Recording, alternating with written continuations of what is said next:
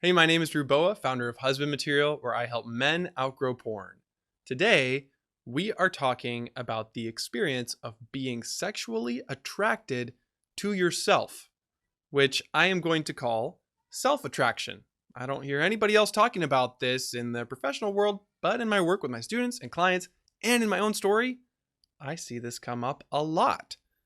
Sometimes the specific type of porn you pursue or the sexual fantasies that feel extremely arousing are not focused on somebody else, focused on yourself. And that has certainly been true for me. So today I'm going to explain 3 types of sexual self-attraction. Another acronym of SSA. I hope that's not confusing for people. I'm also going to share my own story of being sexually attracted to myself as an example. And then I'm going to give you my best advice on what to do if you are sexually attracted to yourself. And before we get into this topic, I want to remind you that we have some amazing episodes of Husband Material on the topics of sexual arousal, attraction, fantasies, and desires. And I'm putting the links to all those in the show notes so you can listen to those as well. And this is actually going to be the topic of my upcoming session at the Porn Free Man Conference, which is coming up in January. You can register now at thepornfreeman.com, where I will be doing a session on what do I do with my sexual attractions. It's going to be awesome. And if you like this episode, then you are going to love that conference. Let's get back to the topic. Let's start with the 3 types of self-attraction. You could be attracted to your own touch, to your own image, or to your own type. What do I mean by your own touch? Well, at some level, we are all sexually aroused by our own bodies through masturbation. If you have masturbated, then you have been aroused by yourself. At some level, there is a part of you that is stimulated and aroused by your own touch, which I would like to point out is the touch of a man. So if you're a man and you have masturbated yourself, then you have been aroused by a man masturbating you, which is really interesting to consider, that every time you masturbate, it's a man who's doing it, and that man is you. We all need to deal with our own self-stimulation and the way that even our own bodies can be arousing to us. I say that with the hope of taking away some of the stigma, that if you're sexually aroused by your own body, hey man, you're not weird, you're normal. Anybody who masturbates has had that experience. But for some of us, it goes a step further. Not only being aroused by our own touch, but being aroused by our own image. For example, looking at yourself in a mirror and being extremely aroused by that. Maybe you're looking at a certain part of your body, maybe you're looking at your naked body, and that's incredibly attractive and arousing to you. And that is something that I have personally dealt with.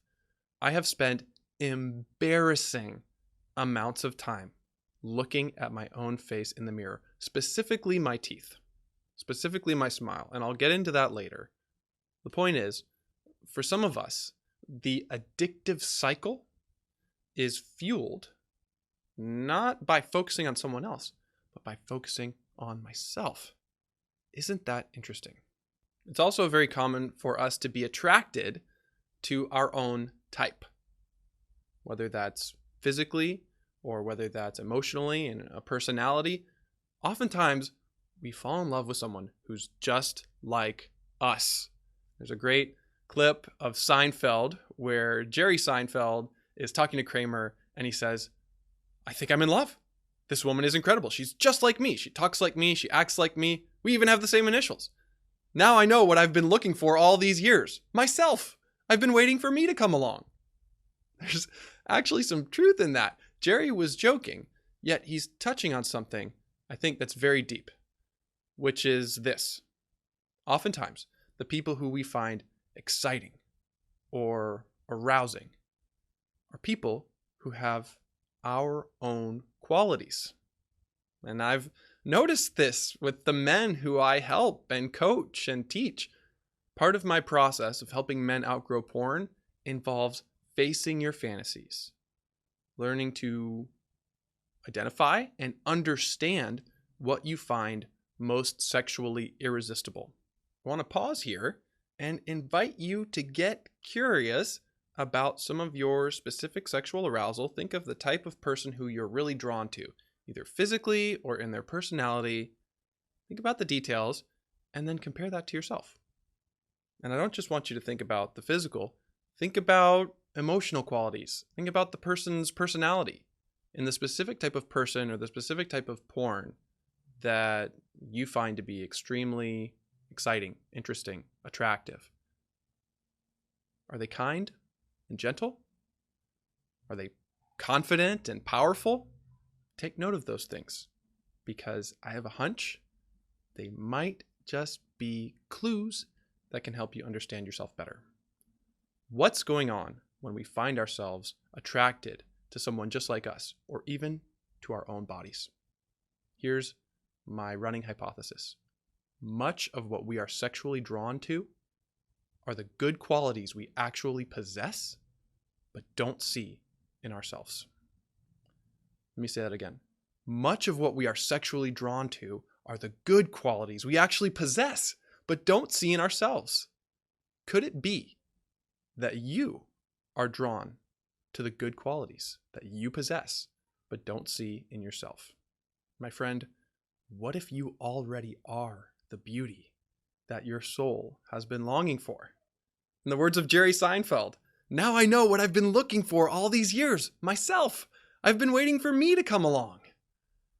Could it be that you have not only been searching for God underneath your sexual struggles, but that you've actually been searching for God in you, for the unique aspect of God's image that is revealed in who you are, physically, in your personality, and so forth? And if you're not sure about this, I want to give you an example of what it actually looks like in my own life. My own sexual attractions have always focused on mouths, teeth, smiles, and the sexual fetish for braces that I often talk about on this podcast. It's often the first thing I notice about a person. I can spot someone with braces from a mile away because I am so quick to notice. I am so attuned to that. And it's not lost on me that for most of my life, I have been very insecure about my own smile. In fact, there's a picture of me, which I'll put on the screen if you're watching the video of this, of me as a young boy where I'm hiding my lips. In fact, I think from ages like 6 to 8, I was tucking my lips in like this, not showing any of my lips because I was ashamed that my lips were red. I think part of that was the trauma of being kissed by my grandmother with her bright red lipstick. Part of that was watching cartoons where all the characters had perfectly white, straight teeth, and here I am as a 6 or 7-year-old with my teeth falling out. And there's another traumatic story that I want to share in another episode. I've always wondered about my smile. I remember looking at both my parents thinking, wow, they have such a great smile. I hope I have a smile as good as them one day. My greatest fear, I think even to this day, is of chipping a tooth. Even saying that is difficult for me, but it's true. And I've spent so many hours in front of a mirror examining my teeth, wondering, did I lose just a little fraction of a tooth when somebody bumped me today while playing basketball? And as I got older, I was obsessed with braces. And I thought maybe if I got braces that obsession would stop or that it would decrease. The exact opposite happened. I remember the day I got braces, I came home and spent, at least an hour looking at my teeth in the mirror and this new appliance in my mouth and masturbating to myself. So now, not only did my arousal escalate, I'm now being aroused by my own body, by myself.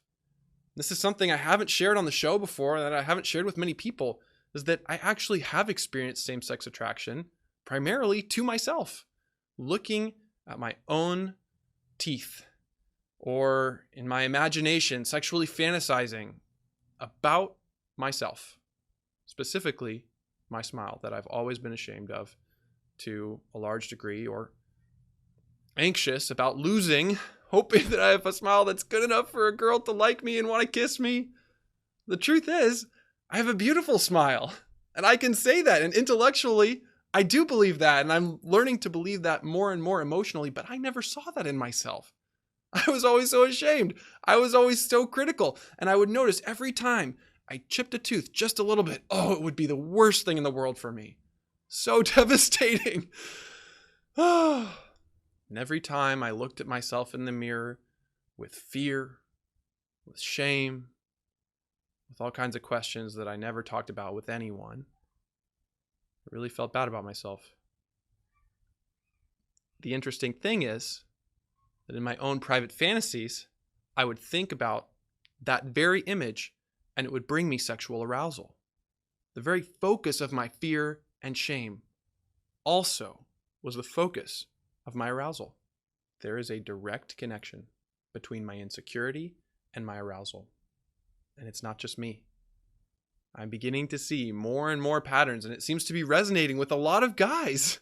One husband material man put it this way: I have mountains of insecurity about my own body, so my glory, part of the image of God in me, became a source of shame, hiding, and dissatisfaction with myself. In the shame, I turned to porn, looking for beauty in other men, not realizing it was already mine. What I see as defective and deficient in myself is actually delightful. I need to reclaim my own glory. I am a man of beauty, worthy of God's love. Isn't that so good? So what about you? What good parts of yourself have you rejected or disowned? Is there a part of your body or your personality that you see as not good enough? What if God sees that part of you as glorious? You don't know you're beautiful. So what do we do with all of this? If you don't know you're beautiful, what do you do?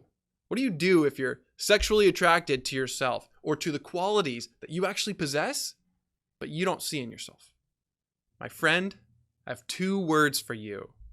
Take ownership. You are a man of beauty, worthy of God's love.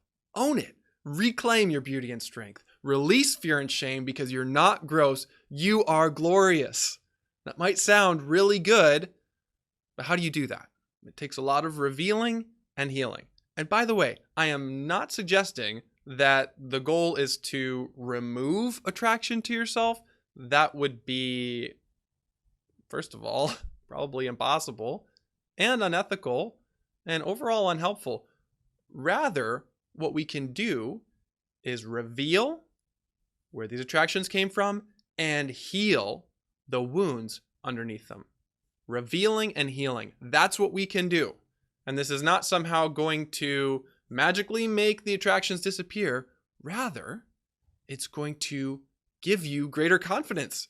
You'll feel more confident in how you look. You'll feel more confident in who you are, less ashamed, less afraid, and maybe even less aroused by the attractions and urges that have historically felt magical. Maybe your sexual self-attraction could become less magical and more manageable. That's what I've experienced, and it has taken a lot of revealing and healing. What do I mean by that? Well, revealing looks like understanding your story, working through your specific childhood experiences. What happened to you that shouldn't have happened? What didn't happen to you that should have happened? For me, why did I feel the need to hide my smile even at 6 years old? Why was I so afraid of chipping a tooth? And in 5th grade, why did it devastate me when I actually did chip a tooth? Understanding how your specific sexual template developed can be super helpful. And it's incomplete without healing. See, revealing is not the same as healing. And I hear this all the time from guys. They say, oh, I know where this all came from. I understand my issues. I see what my problem is. I've learned so much about my brokenness, but I'm still stuck. And that's why I want to emphasize that revealing is not the same as healing. Understanding can help. That is going to set you up, hopefully, for some healing experiences so you can get what you truly needed but didn't get as a boy. Healing comes when you not only understand your story, but you rewrite your story so that the wounded parts of you carrying fear, shame, struggling in isolation can actually receive the love, acceptance, affirmation, and affection that we were all designed to receive, that our hearts desire deeply, that God wants to give to us. And so healing actually is more than revealing. It's filling the gaps, getting what you didn't get that you truly needed, and being able to overflow to others. In many ways, the work of outgrowing porn depends on revealing your story and healing your wounds. And if you would like my help with this, please come to my workshop at the upcoming Porn Free Man Conference in January. I will be leading a session on what do I do with my sexual attractions. It will be all about revealing and healing, giving you an experience of your own beauty, strength, and goodness. It'll be all about identifying, understanding, appreciating, and managing the sexual attractions that may have felt magical in the past, but they can become manageable with more revealing and more healing. So register now at thepornfreeman.com, and always remember, man, you already are God's beloved son. In you, he is well pleased.